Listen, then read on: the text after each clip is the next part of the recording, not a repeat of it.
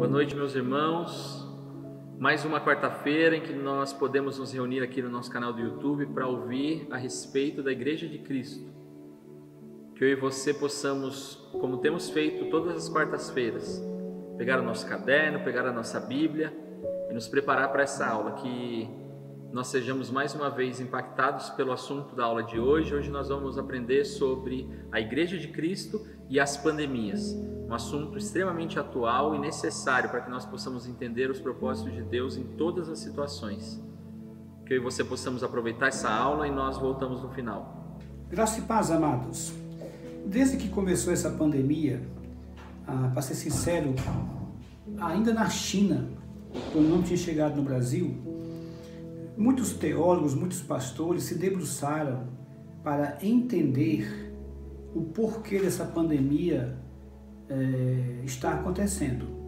À medida que ela foi chegando no Brasil, nós temos visto uma enxurrada de estudos, de pregadores, de mestres, de teólogos, todos se debruçando na palavra de Deus, ou nas suas experiências, ou no seu entendimento, para tentar procurar entender a razão de tudo isso que está acontecendo. É bem verdade que há muito sensacionalismo, muitos exageros, muitos pensamentos apocalípticos, pessoas que olham,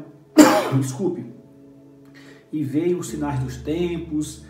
Acho que muito do que está se dizendo não tem base bíblica, mas tem aqueles que realmente têm procurado estudar de maneira séria, à luz da palavra de Deus, para entender o porquê de pragas e epidemias acometerem o mundo de maneira geral e até o povo de Deus.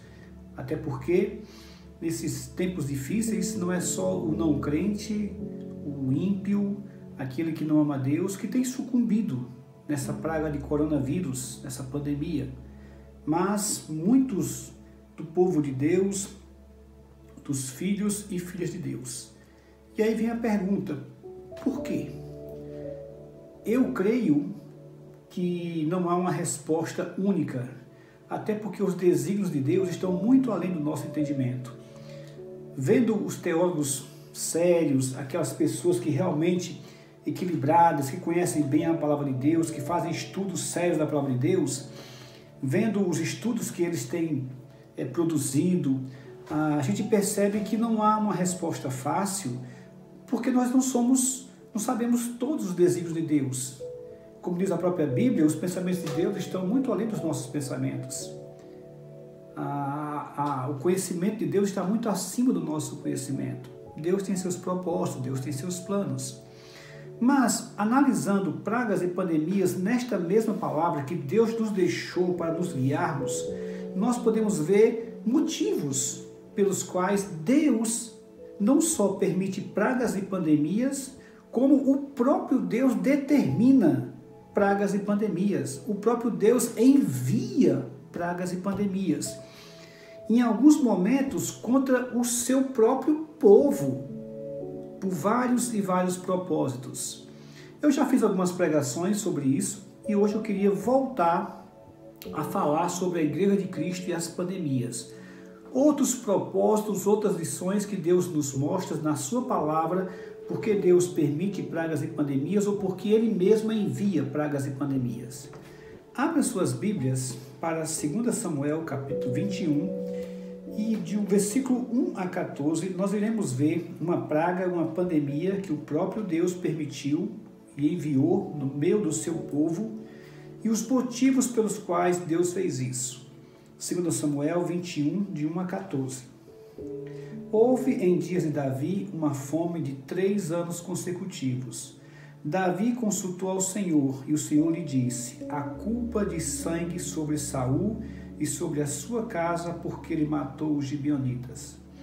Então chamou o rei os gibeonitas e lhes falou: os gibeonitas não eram dos filhos de Israel, mas do resto dos amorreus. E os filhos de Israel lhe tinham jurado poupá-los, porém Saul procurou destruí-los no seu zelo pelos filhos de Israel e de Judá. Perguntou Davi aos gibeonitas: que quereis que eu vos faça? E que resgate vos darei para que abençoeis a herança do Senhor? Então os gibeonitas lhe disseram: não é por prata nem ouro que temos questão com Saul e com sua casa, nem tampouco pretendemos matar pessoa alguma em Israel. Disse Davi: que é, pois, que quereis que vos faça? Responderam ao rei: quanto ao homem que nos destruiu e procurou que fôssemos assolados, sem que pudéssemos subsistir em limite algum de Israel, de seus filhos se nos deem 7 homens, para que os enforquemos ao Senhor em Gibeá de Saul, o eleito do Senhor. Disse o rei: eu os darei. Porém o rei poupou Mefibosete, filho de Jonatas, filho de Saul, por causa do juramento ao Senhor, que entre eles houvera entre Davi e Jonatas, filho de Saul. Porém tomou o rei os 2 filhos de Rispa, filho de Aiá, que tinha tido de Saul, a saber, a Armone e a Mefibosete, como também os 5 filhos de Merabe, filho de Saul, que tivera de Adriel, filho de Barzilai, Meleonita. E os entregou nas mãos dos gibeonitas, os quais os enforcaram num monte, perante o Senhor. Caíram os 7 juntamente. Foram mortos nos dias da ceifa, nos primeiros dias, no princípio da ceifa da cevada. Então Rispa, filha de Aiá, tomou um pano de saco e os estendeu para si sobre uma penha, desde o princípio da ceifa até que sobre eles caiu água do céu, e não deixou que as aves do céu se aproximassem deles de dia, nem os animais do campo de noite. Foi dito a Davi o que fizera Rispa, filha de Aiá, a concubina de Saul. Então foi Davi e tomou os ossos de Saul e os ossos de Jonatas, seu filho, dos moradores de Jabes de Gileade, os quais os furtaram da praça de Bat-Seã, onde os filisteus os tinham pendurado no dia em que feriram Saul em Gilboa. Dali transportou os ossos de Saul e os ossos de Jonatas, seu filho, e ajuntaram também os ossos dos enforcados. Enterraram os ossos de Saul e de Jonatas, seu filho, na terra de Benjamim, em Zeba, na sepultura de Quis, seu pai. Fizeram tudo o que o rei ordenara. Depois disto, Deus se tornou favorável para com a terra. Deus abençoe a leitura da sua palavra. Bom, o contexto aqui é bem interessante. Nós estamos no tempo do reinado de Davi. Não sabemos exatamente em que momento do reinado de Davi isso aconteceu, porque no versículo 1 diz: houve em dias de Davi uma fome de 3 anos consecutivos. Nas pregações anteriores em que eu tratei do assunto de peste, eu sempre disse para os meus amados irmãos que fome e peste andam de braços dados. São irmãs gêmeas, são irmãs siameses. Onde a fome vai, a peste e a doença vai. Onde a peste e a doença vai, a fome vai. E, aparentemente aqui, houve um período de seca, de estiagem, que não havia chuva. Como essa é uma região agrícola que depende exclusivamente da agricultura, quando havia um período como esse de seca, a agricultura não dava sua terra, a terra não dava seu fruto, mas os animais do campo também começavam a morrer. E aí a fome se espalhava de maneira geral, e com a fome a doença. Então é mais uma das pragas que assola o povo de Deus na história do povo de Deus.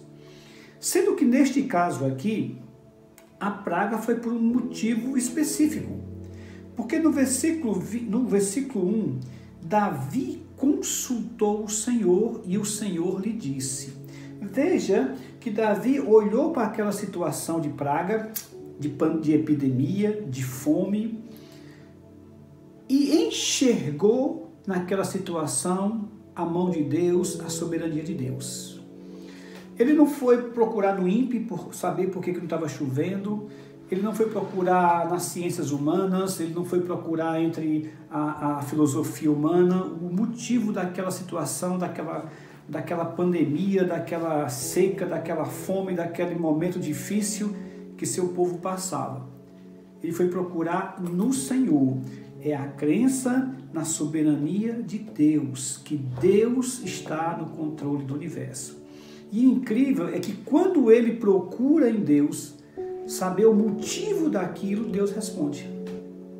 Talvez o que esteja faltando a muitas pessoas nesses momentos difíceis que nós estamos passando é exatamente isso, consultar o Senhor. Se Deus respondeu o motivo, amém.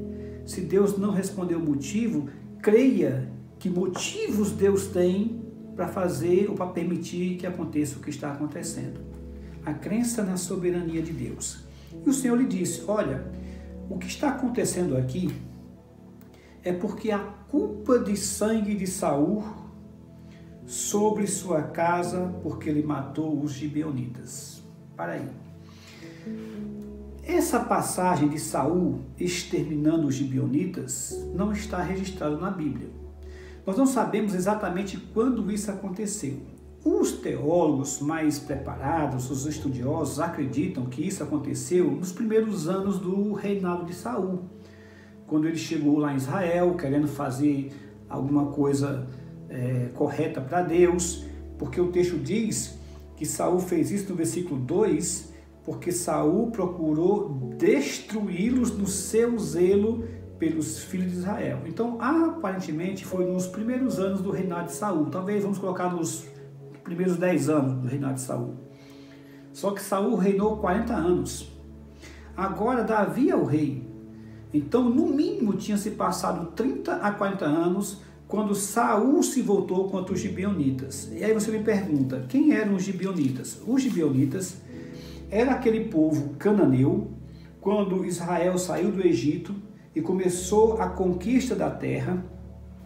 Os gibeonitas, ardilosamente, foram ter com Israel, vestidos de panos de saco, e conseguiram um acordo de paz com Israel. Moradores daquela terra conseguiram um acordo de paz com Israel, uma aliança, que Israel não iria os destruir, os ferir.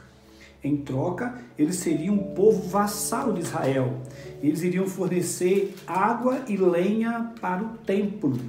Tanto é verdade que foi na terra deles que o templo foi erguido, o tabernáculo foi erguido.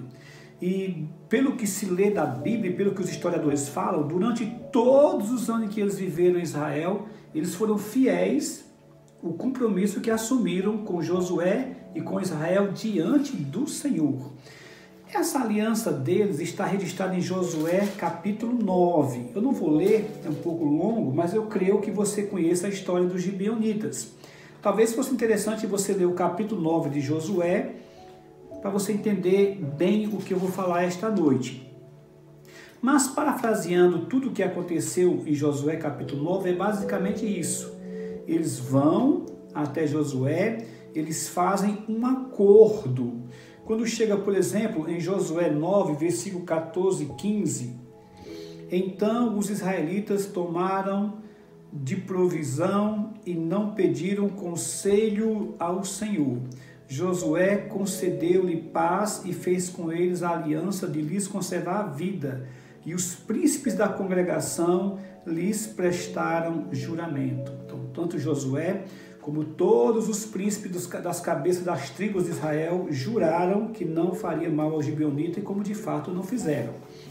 Interessante que quando os gibeonitas fizeram esse trato com Josué, as outras nações de cananitas, daquela região de Canaã, que era a região da terra prometida, que Deus prometeu dar a Israel, que iria expulsar todos eles, os heveus, os jebuseus, os filisteus e por aí vai. Inclusive esse pessoal aqui, eles são heveus. As outras nações, quando souberam que os gibeonitas tinham feito aliança com Josué, com Israel, se voltaram contra eles. E na continuação, no capítulo 10, as outras nações de Canaã atacam Gibeão, atacam os gibeonitas. E os gibeonitas então mandam uma mensagem para Josué dizendo, olha, as outras nações estão nos atacando porque nós fizemos acordo com vocês. Venham nos ajudar. E Josué e o exército de Israel saem em socorro dos gibeonitas, e os gibeonitas lutam ao lado de Israel, inclusive ajudam na conquista da terra. Os gibeonitas, isso está no capítulo 10 em diante. Alguns chegam a dizer que os gibeonitas eram pessoas mais pacatas de Canaã, eram lenhadores realmente, eram pessoas acostumadas ao trabalho agrícola, não eram pessoas muito guerreiras e tal. É bem verdade que eles eram um povo pacato, mas não que não fossem grandes guerreiros, porque a Bíblia diz em Josué, capítulo 10, versículo 2, um testemunho dos próprios cananeus acerca dos gibeonitas, dos seus próprios vizinhos, dos seus próprios conterrâneos. Diz o seguinte: temeu muito porque Gibeão era cidade grande, como uma das cidades Temeu muito porque Gibeão era cidade grande, como uma das cidades reais, e ainda maior do que Ai, e todos os seus homens eram valentes, uma expressão em hebraico para grandes guerreiros. Então, de fato, eles eram pacíficos, eram pessoas mais acostumadas ao trabalho agrícola, mas não que não fossem grandes guerreiros. Tanto é, eu repito para vocês, que os próprios reis temeram quando eles fizeram aliança com Israel, e eles ajudaram a Israel na conquista da terra de Canaã. Além do mais, se você for ver lá em Neemias, quando Neemias está erguendo o muro, de novo você vai encontrar gibeonitas ao lado de Neemias ajudando a reconstruir o muro. E essa aliança dos gibeonitas com Israel durou mais de 300 anos, vamos colocar aí uns 350 anos, até os dias de Saul. Passou todo o período do juiz até os dias de Saul. Quando Saul chega ao trono, é-nos dito aqui em 2 Samuel capítulo 21, que Saul se voltou contra os gibeonitas e praticamente dizimou os gibeonitas, sobrando apenas alguns poucos. E aparentemente ele destruiu os gibeonitas e matou os gibeonitas, como diz o texto aqui, por um zelo. Talvez alguém citou Saul, ou talvez Saul entendeu que a ordem de Deus para conquistar Canaã incluía não fazer acordo com ninguém. Nós não sabemos exatamente o que aconteceu. O que nós sabemos com certeza é que Saul se voltou contra os gibeonitas, matando quase todos eles. Algo parecido com o que Hitler fez com os judeus na Segunda Guerra Mundial, na Alemanha nazista, na Polônia, por exemplo, em que ele se volta, aparentemente sem nenhum motivo, ou pelos motivos que ele achava que tinha, e praticamente dizimou os judeus no norte da Europa e na Europa Central. Muito bem. E é nessa situação aqui, e por causa dessa situação, que Deus envia uma praga a Israel. E nesta situação aqui, nós vamos tirar 5 lições. Porque o Deus justo e santo pune pecados não tratados. Porque o motivo de Deus enviar esta praga sobre seu povo é por causa de pecados não tratados. Isso está bem claro nessa passagem aqui. Esta praga específica foi enviada porque o Deus justo e santo, ele pune pecados não tratados. Nós já vimos aqui um pouquinho antes que essa atitude de Saul, como diz o texto, o zelo de Saul, meus irmãos, aqui tem uma lição importante. Não basta apenas ser zeloso com as coisas de Deus. Tem que ser zeloso com as coisas de Deus, mas zeloso na verdade. Não adianta ser zeloso sem entendimento. O zelo sem entendimento é uma burrice, é uma estupidez. O zelo que nós temos que ter por Deus, pelas coisas de Deus, tem que ser limitado pela própria palavra de Deus. Saul, ao quebrar a aliança feita diante do Senhor, depois de 350 anos em que esse povo vivia no meio de Israel, não havia mais nenhuma desavença, não havia nenhum problema. Eles viviam pacificamente no meio de Israel e cumprindo os acordos que fizeram com Israel. O fato de Saul se voltar contra eles é um zelo sem entendimento. É uma falta, na realidade, de bom senso, é uma falta de sabedoria. Zelo tem que ser guiado pela palavra de Deus, zelo tem que ser limitado pela palavra de Deus. E Deus vai dizer que o motivo de enviar a praga é porque ele está punindo pecados não tratados. E assim nós podemos tirar 5 lições desse texto que talvez jogue luz do que está acontecendo nesse momento no mundo. A primeira lição é que Deus é o vingador do sangue inocente. Os gibeonitas foram mortos e praticamente dizimados de maneira cruel, covarde, sem nenhuma chance de defesa, Tanto é que quando Davi chama eles e pergunta para eles, eles vão dizer no versículo 4 e no versículo 5, olha, versículo 4, então os gibeonitas disseram, não é por prata nem ouro que temos questão com Saul e com sua casa, nem tampouco pretendemos matar pessoa alguma em Israel. Davi insiste, disse Davi, que é, pois, que quereis que eu vos faça? Porque o problema dessa praga são aqueles pecados do povo de Israel contra vocês que até hoje não foram tratados. Versículo 5, responderá o rei, quanto ao homem que nos destruiu e procurou que fôssemos assolados, sem que pudéssemos viver, subsistir em limite algum de Israel. Então, meus irmãos, nós podemos imaginar que foi um holocausto gibeonita, a mesma coisa aconteceu com os judeus na Alemanha nazista. Saul matou os gibeonitas, não sabemos quantos morreram, não sabemos em que momento aconteceu, mas sabemos que foi uma coisa vergonhosa. E o mais incrível é que há um silêncio realmente sobre o que aconteceu. Passou o tempo de Saul, ninguém desfez nada, os príncipes de Israel também não fizeram nada. Davi assume o trono, provavelmente sabia da história, porque uma coisa dessa, um massacre desse tamanho é público, não tem como esconder um massacre de milhares de pessoas.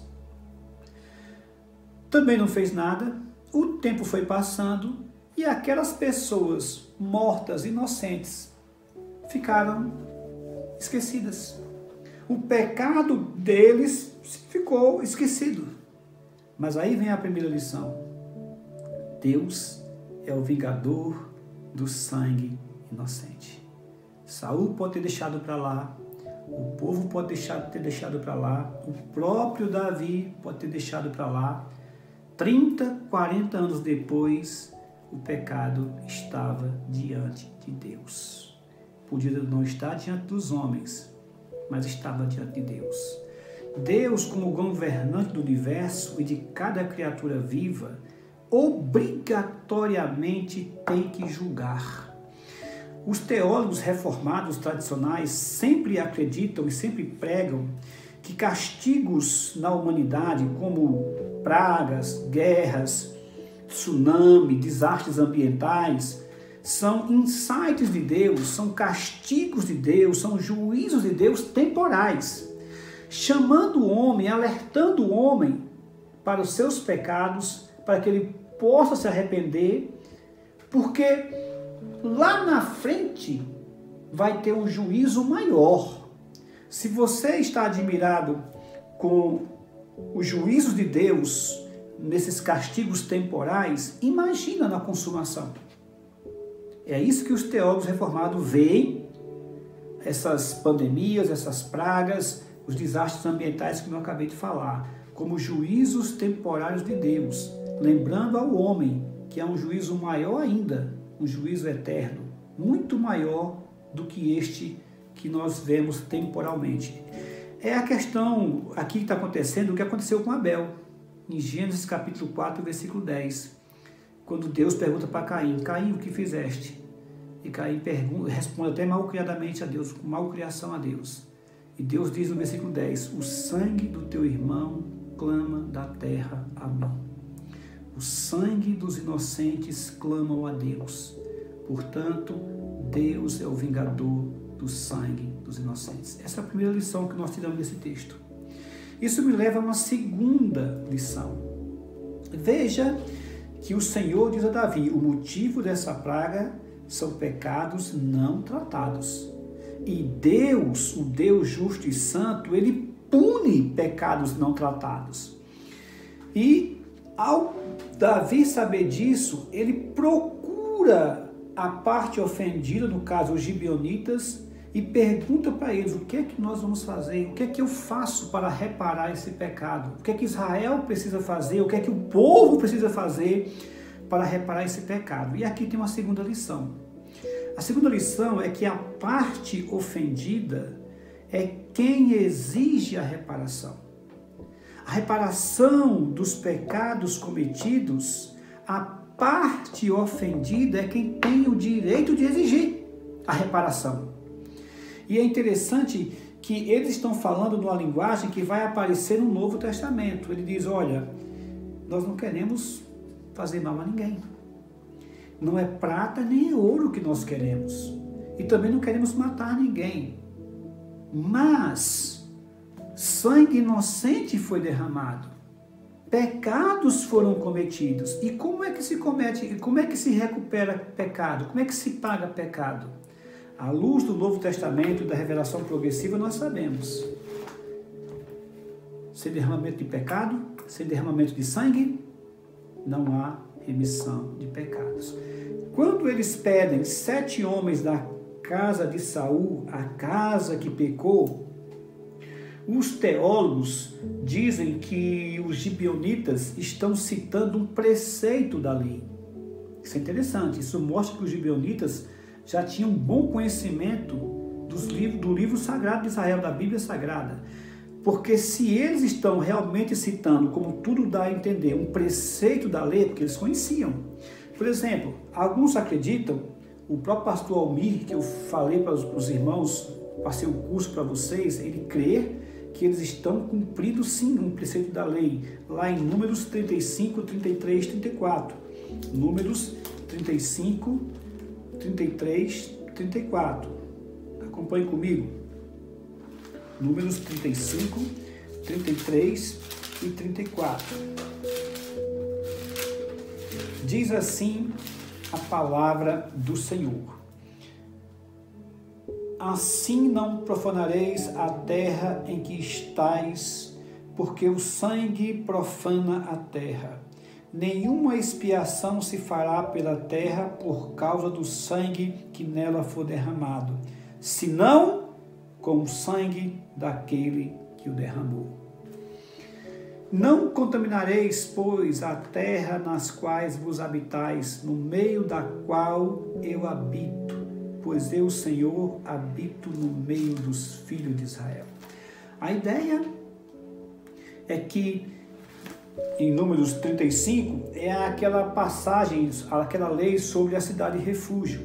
E a cidade refúgio tinha 2 propósitos. O primeiro era quando uma pessoa matava alguém por acidente, sem querer realmente fazer aquilo, a pessoa era recolhida a uma cidade refúgio para se proteger da família querer vingar. Por exemplo, alguém estava caçando e disparava uma flecha e de repente a flecha batia numa pessoa lá do outro lado que ele não viu, matando a pessoa. De qualquer maneira derramou sangue, apesar de ter sido um acidente.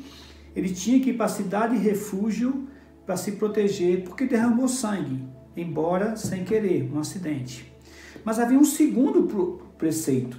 Era quando a pessoa derramava sangue porque queria mesmo matar, como o caso de Saul e fez com os gibeonitas, e a cidade refúgio não podia aceitar, nem na cidade refúgio, nem em lugar nenhum de Israel, um assassino que derramasse sangue inocente se escondeu, se proteger lá. O que está acontecendo no caso aqui é que o sangue derramado dos inocentes, os assassinos que derramaram sangue, no caso a casa de Saul, ficaram impunes. Viviam a vida tranquilamente. Como eu disse, ninguém se preocupou com o sangue inocente derramado, a não ser Deus. Deus se preocupou. Além do mais, em Números capítulo 25, existe um outro exemplo, Números capítulo 25, quando Israel vai entrar na terra prometida, que o povo de Israel se desvia e se prostitui com a idolatria a Baal Peor, logo após aquele problema lá com Balaão, e Deus fica irado com a idolatria do povo de Israel, não só a idolatria, mas também os pecados sexuais que o culto a Baal Peor trazia. E lá em Números capítulo 25, versículo 4, quando Deus fala a Moisés e a Finéias, Deus manda enforcar os cabeças das tribos que se desviaram para Baal Peor, que na nossa tradução hoje seria aquele demônio chamado Belfegor, o demônio dos pecados sexuais. E lá em Números capítulo 25, versículo 4, Deus manda enforcar os homens que se desviaram de Deus e estavam levando Israel para a idolatria e para a imoralidade sexual. E o pecado e o castigo de Deus sobre eles é que Israel, Moisés, os enforque. Então, provavelmente, os gibeonitas estão sabendo disso. Conheciam essa passagem da palavra de Deus. Então, quando Davi pergunta o que nós vamos fazer, ele diz, olha, aqueles que derramaram sangue inocente têm que pagar com suas vidas. Assim, eles pediram 7 filhos de Saul. E Davi, no versículo 6, diz, eu os darei. Não pense você que estes 7 homens eram inocentes. Como eu disse, nós não sabemos o que aconteceu. Provavelmente, até alguns desses homens tivessem participado. Filhos de Saul. Até porque todos serviam ao exército. Estes homens não eram inocentes porque tanto é pecado você fazer a coisa errada, como é pecado você ver a coisa errada e se omitir. O pecado de ação também precede o pecado de omissão. Ou precede ou vem depois. E nesse caso aqui, as pessoas que se calaram para aquele massacre eram tão culpadas quanto aqueles que praticaram aquele pecado. Então eles pedem 7 homens 7 filhos de Saul e Davi os entrega. Isso me leva para a terceira lição que esse texto nos mostra. A primeira é que Deus é o vingador do sangue dos inocentes. A segunda é que a parte ofendida é quem exige a reparação. O terceiro princípio que nós podemos tirar desta praga que acometeu o povo de Israel é que perdão de pecados tem um preço alto. Perdão de pecados tem um preço alto. 7 filhos de Saul. É incrível como os nossos pecados acabam nos alcançando. Aquilo que eu cometo de errado, o que cometi de errado, uma vez que não é tratado, que não foi tratado, acaba nos alcançando, ou se não me alcança, alcança a minha geração, alcança a minha descendência.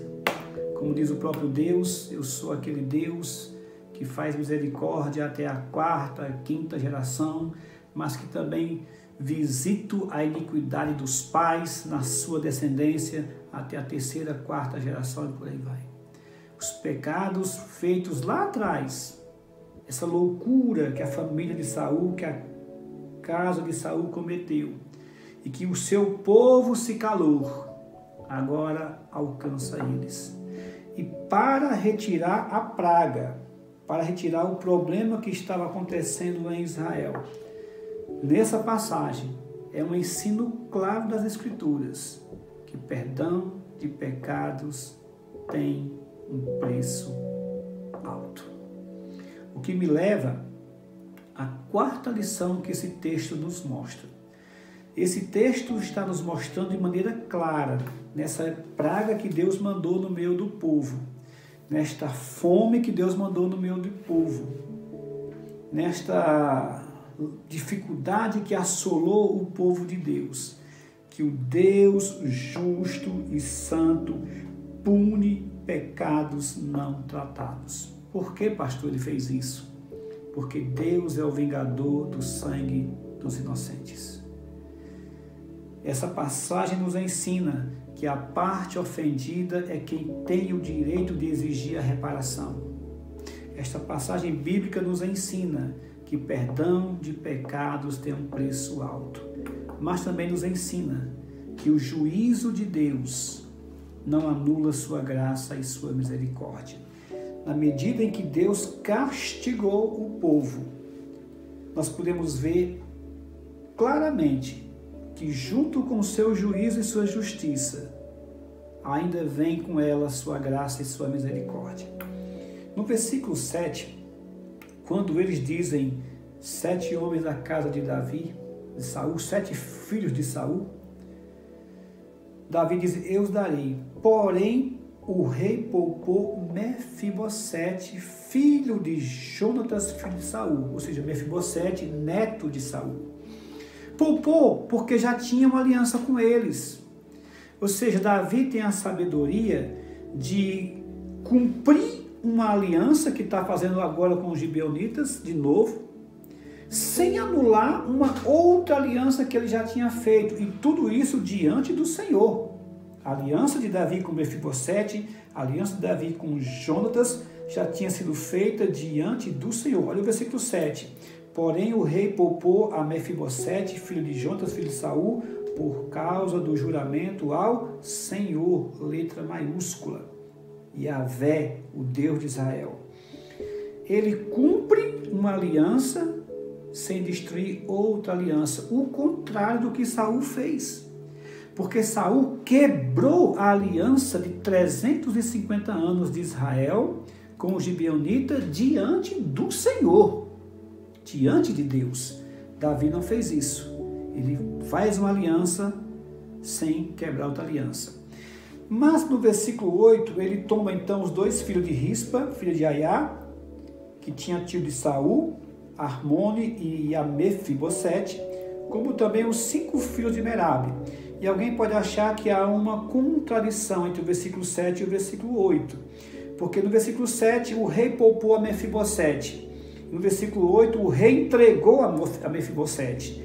Na realidade são 2 pessoas. O Mefibosete aqui, filho de Jonatas, era neto de Saul. Era aquela criança que quando os filisteus invadiram Israel, a sua ama correu com ele nos braços, ele caiu e quebrou as 2 perninhas, ficando paralítico, e é neto de Saul. O Mefibosete que foi entregue para ser enforcado era filho de Saul. Muito bem. E eles são enforcados. E diz no versículo 10 que a mãe de Armone e Mefibosete, nome Rispa, filha de Aiá, tomou um pano de saco e o estendeu para si sobre uma penha. Isso no versículo 10. Desde o princípio da ceifa até que sobre eles caiu água do céu e não deixou que as aves do céu se aproximassem deles de dia, nem os animais do campo de noite. Em outras palavras, meus irmãos, mesmo no meio daquela dor, e o exemplo dessa mãe aqui é um exemplo extremamente interessante, bonito, mesmo no meio daquela dor, Rispa, a mãe de 2 daqueles 7 que tinham sido enforcados, ela demonstra fé. Porque ela sobe para a colina, usa pano de saco, provavelmente jogando aquela cinza na cabeça, faz tipo uma barraquinha e fica na colina lá, guardando aqueles corpos para que nenhuma ave do céu venha comê-los. E ele passa, e ela não se aparta de lá, nem de dia e nem de noite, enxotando qualquer animal que viesse mexer com aqueles corpos. Ou seja, mesmo na sua dor, ela demonstra fé. Também demonstra respeito e honra por aqueles que faleceram. No versículo 11, dizem a Davi o que está acontecendo. Olha, Rispa, a mãe de 2 dos enforcados, esposa de Saul, não sai lá de cima da colina nem de dia nem de noite. Faz meses que estão lá.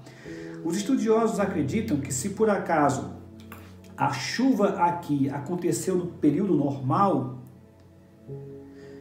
deve ter passado entre 4 meses a 5 meses esses corpos pendurados. Essa mulher passou 4, 5 meses lá cuidando desses corpos.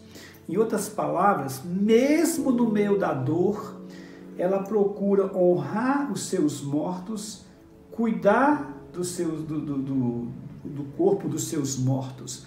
E Davi, quando sabe do que está acontecendo, também procura aliviar a dor dela. O que Davi faz?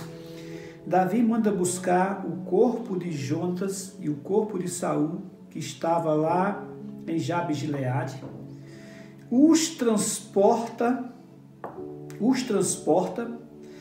e no versículo 13 ele providencia uma sepultura, um sepultamento para Saul, para Jonatas, seu grande amigo, junto com estes 7 homens que foram enforcados por causa da praga. Provavelmente deve ter sido um funeral de nível militar, sabe? Com desfiles, com honras militares, porque todos eram militares também. De alguma maneira, Davi está tentando aliviar a dor, honrando aqueles que caíram. Tanto aqueles que temiam a Deus, quanto aqueles que não temiam a Deus. Tanto aqueles que morreram crendo em Deus e colocando sua vida em Deus, como aqueles que não colocaram sua vida em Deus. E isso é graça de Deus. A maneira como o mundo vai ver a graça e a misericórdia de Deus é através de atos da nossa parte que procure aliviar a dor das pessoas que estão sofrendo. Eles vão ver a graça e a misericórdia de Deus, mesmo no meio da dor, através dos nossos atos da nossa parte que procurem aliviar a dor daqueles que estão sofrendo com a perda dos seus entes queridos. Em outras palavras, meus irmãos, a graça e a misericórdia de Deus não anulam, o juízo de Deus não anula sua graça e sua misericórdia. Mesmo Deus julgando, a graça e a misericórdia de Deus acompanham seu juízo. Porque é dito no final do versículo 14, Deus, depois disto, depois de Davi procurar aliviar a dor de Rispa, depois de Rispa, mesmo no meio da sua dor, demonstrar fé, Deus se torna favorável para com a terra. Ou seja, ele vem com juízo, mas ele vem com graça e com misericórdia. Isso me leva à minha quinta e última lição. A quinta e última lição que fica claro, é que Deus sempre dá tempo para o arrependimento. Nós estamos vendo nessa passagem que o Deus justo e santo pune pecados não tratados. Esta fome, esta peste, esta doença que aconteceu aqui, essa pandemia que aconteceu aqui em Israel, o motivo foi por causa de pecados não tratados. E nós vimos que nessa passagem que Deus é o vingador do sangue inocente, porque derramaram sangue inocente. Nós vimos nessa passagem que a parte ofendida é quem exige a reparação. Quem nós ofendemos é quem tem o direito de dizer o que temos que pagar. Nós vimos nessa passagem que perdão de pecados tem um preço alto. Nós vimos nessa passagem que mesmo Deus jogando o seu juízo, despejando o seu juízo, ele não anula sua graça e sua misericórdia. E por último, Deus sempre dá tempo para o arrependimento. Meus queridos, 30 a 40 anos depois, ninguém fez nada. A morte daqueles inocentes ficaram calados, ficaram em silêncio. Aqueles que pecaram por ação e aqueles que pecaram por omissão, nada fizeram para reparar aquele crime brutal, aquele extermínio dos gibeonitas. Mas se o mundo não se preocupa com seus pecados, se os governantes podem deixar os pecados para lá, se a própria igreja pode deixar os pecados para lá, Deus não deixa. Deus sempre dá tempo para o arrependimento. É a primeira coisa que ele faz. Quando não vem, Deus castiga. Deus vem com juízo. 30 a 40 anos depois, ninguém achava que ia dar mais nada. Deus visitou o seu povo, cobrando o preço dos seus pecados. Bom, colocado isso aqui, eu quero concluir. À luz da revelação progressiva, olhando, você sabe que o Novo Testamento explica o Antigo Testamento. À luz do Novo Testamento, à luz da vinda do Senhor e Salvador Jesus Cristo, do ministério de Cristo e da cruz, nós podemos tirar algumas aplicações para a nossa vida deste momento que o mundo está passando, inclusive a Igreja de Cristo, à luz dessa passagem que nós acabamos de ler.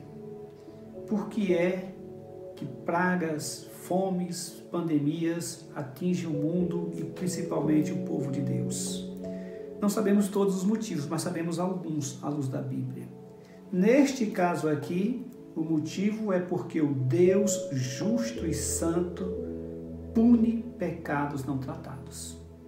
Isso nos leva a ver, nós podemos ver isso em 5 lições bem claras. Primeiro, Deus é o vingador do sangue inocente. Todos os dias no mundo, crianças são mortas, crianças inocentes são mortas. Mães matam filhos para ficar com seus novos namorados.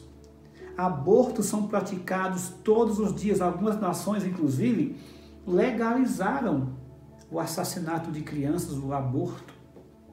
Os seus próprios governantes fazem isso. Alguns são eleitos justamente se defender estas leis, estes princípios deles. A prática do aborto, com tantos meios para evitar, mas não, eles optam por matar crianças inocentes. Esquecem que se os governantes do mundo, a mídia, a televisão, os poderosos dessa terra não se preocupam e até concordam com isso, esquecem eles que Deus é o vingador do sangue dos inocentes. Quando Deus pune, ficam perguntando, mas cadê Deus? Por que Deus está fazendo isso? Por que Deus está fazendo isso? Olha o que nós estamos fazendo diante de Deus. Olha o que a humanidade tem feito diante de Deus. Deus é o vingador do sangue dos inocentes. Lembre-se que a parte ofendida é quem exige a reparação. Os nossos pecados ofendem a um Deus santo. O Senhor de toda a vida, de todo o universo, Ele tem o direito de exigir a reparação que Ele achar melhor. E aqui eu lembro a oração do pastor José Luiz, na primeira semana em que nós não pudemos, lá em março, quando a gente não pôde mais fazer culto presencial. E o pastor José Luiz dizia, quem sou eu para pedir a Deus para retirar isso, para parar com isso? Nós não sabemos os propósitos de Deus. O que eu posso dizer a Deus é que tenha misericórdia da gente, se lembre de nós. E isso lembra, o que o pastor Zé Luiz falou, me lembrou na hora a oração de Abacuque. Abacuque capítulo 3, versículo 2. Quando Abacuque entende por que Deus está castigando Israel, eu vou até pregar essa passagem logo aqui. Quando Abacuque entende por que Deus está punindo Israel, sabe o que Abacuque diz? Senhor, aviva a tua obra. Em outras palavras, Senhor, continua, Senhor, castiga. E ele vai dizer, na tua ira, no teu juízo, não esqueça da tua misericórdia. Então, meus irmãos, a parte ofendida que é Deus tem o direito de exigir a reparação. Essa passagem nos ensina que perdão de pecados tem um preço alto.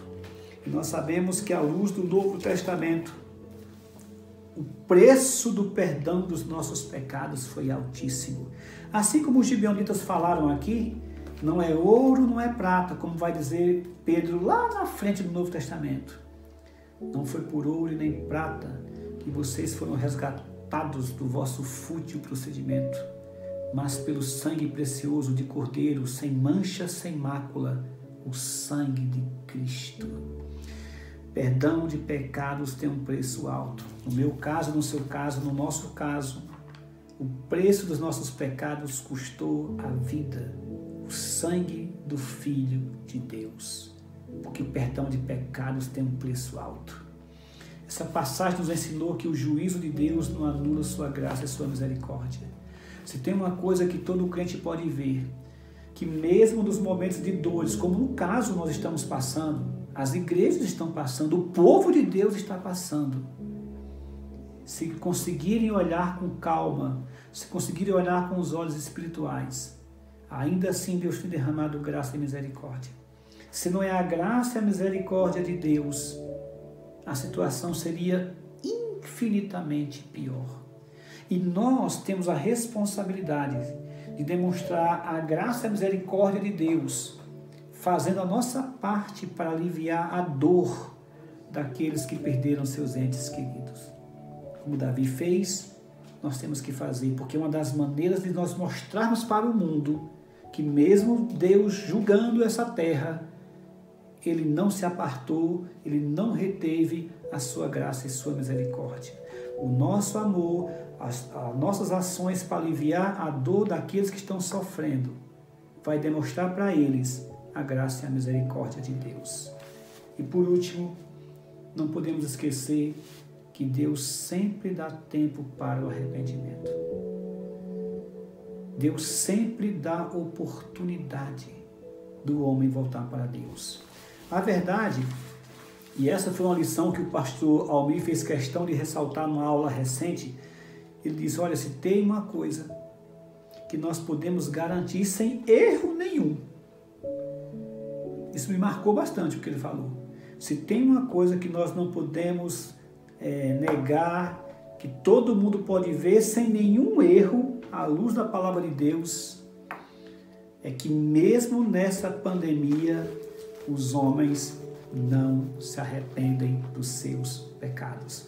Mais ou menos o que vai acontecer lá no final dos tempos, em Apocalipse capítulo 9, quando Deus derramar a sexta taça da sua ira sobre a terra, diz o versículo 26 de Apocalipse 9, versículo 20 de Apocalipse 9, os outros homens, aqueles que não foram mortos por esses flagelos, não se arrependeram das obras das suas mãos.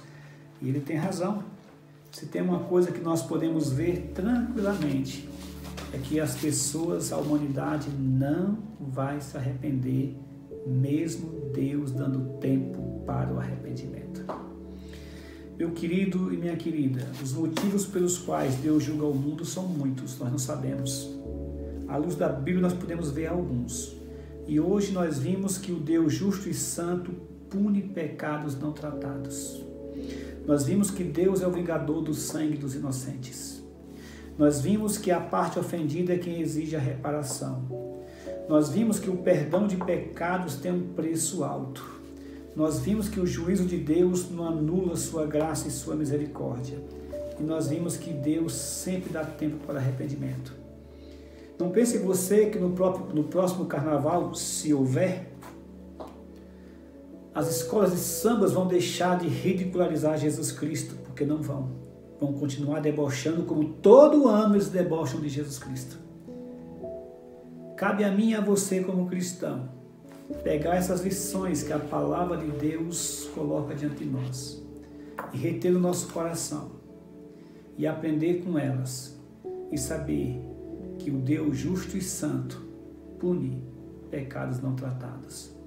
E a maneira de nós tratarmos os nossos pecados é olhar para a parte ofendida, Deus, dizer para Ele, olhando para Jesus Cristo, vendo o preço do perdão que os nossos pecados custaram. E mesmo no juízo de Deus, vendo sua graça e sua misericórdia, aproveitando o tempo para dizer, Senhor, perdoa-nos, como disse Abacuque. Mas aviva a tua obra, Senhor, faz a tua vontade. A única coisa que eu te peço, repetindo novamente Abacuque 3:2, é que na tua ira, não esqueça da tua misericórdia. Deus nos abençoe. Amém, glória a Deus. Mais uma aula, mais uma oportunidade que nós tivemos de aprender a respeito da Igreja de Cristo. Que tudo que nós ouvimos nessa noite possa realmente entrar no nosso coração e nós possamos meditar nisso, nós possamos estudar mais sobre isso e que nós possamos continuar vivendo como a Igreja de Cristo. Eu quero te incentivar a continuar acompanhando a nossa programação no restante dessa semana. Amanhã, aqui mesmo no nosso canal do YouTube, às 10 horas, nós temos mais um episódio da série Te Faço um Desafio. Que você possa incentivar o seu filho adolescente e que você também possa assistir, consumir esse conteúdo e ser abençoado por esse conteúdo. Amanhã às 10 horas. Na sexta-feira, nos grupos ali de WhatsApp da nossa comunidade, nós teremos mais uma convocação para oração e também às 19h30, mais uma live dos adolescentes no Instagram do Identidade. Então você vai entrar em identidade.cieb e às 19h30 começa uma live por ali. Que você possa continuar acompanhando, continuar orando pela nossa comunidade e no domingo nós retornamos às 10 e às 19 horas, se o Senhor permitir, para mais 2 celebrações online aqui no nosso canal do YouTube. Que Deus te abençoe, que o Senhor te abençoe e te guarde, que Ele faça resplandecer o seu rosto sobre as nossas vidas e tenha misericórdia das nossas vidas. Que sobre nós Ele continue levantando o rosto e nos dando a paz, não somente hoje, mas eternamente. Amém. Deus te abençoe.